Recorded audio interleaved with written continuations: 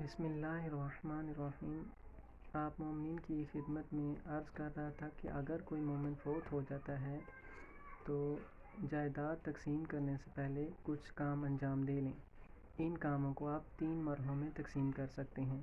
پہلے مرحلے میں آپ نے 5 کام انجام دینے ہیں، یعنی اگر اس نے قرض دینا تھا تو قرض ادا کریں گے اس کا، اگر اس نے خمس دینا تھا تو خمس اس کا ادا کروائیں گے آپ، اگر رد مظالم میں سے اس کے اوپر کوئی چیز واجب تھی تو رد مظالم اس کا ادا کریں گے، اگر اس نے حج نہیں تھا کیا ہوا تو آپ اس کا حج کروائیں گے، اسی طرح اس نے اگر کفارہ دینا تھا تو اس کا کفارہ آپ ادا کروائیں گے۔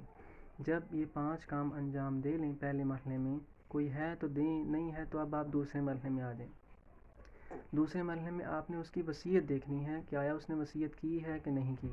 اگر کی ہے تو اس کی وصیت پہ عمل کریں گے کہ وصیت میں ہو سکتا ہے وہ کہے کہ فلاں حصہ میری جائیداد میں سے کسی مسجد کو دے دیجیے گا، یا فلاں حصہ کسی مدرسے کو دے دیجیے گا، یا وہ یہ بھی کہہ سکتا ہے کہ میری فلاں بیٹی کو یا فلاں بیٹے کو جائیداد کا تھوڑا سا زیادہ حصہ دینا ہے، یہ اس کی وصیت ہے، اس پہ عمل کرنا واجب ہے۔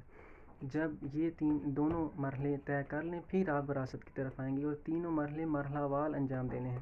پہلے مرحلے میں 5 کام، پیسے بچیں تو پھر دوسرے مرحلے میں وصیت، اور اگر پھر پیسے بچیں تو پھر وراثت تقسیم کریں گے۔